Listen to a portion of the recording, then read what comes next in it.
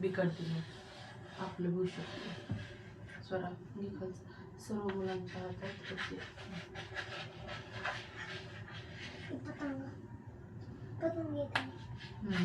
आहे का पतंग?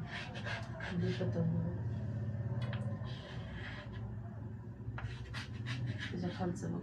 त्याच्या खाली तर संध्याकाळी सर्वांनी एकमेकांना देऊन गोड बोलण्यास सांगितले. तिळगुळ सांगू नको बरं नाही का माहिती येते ना तिळगुळ.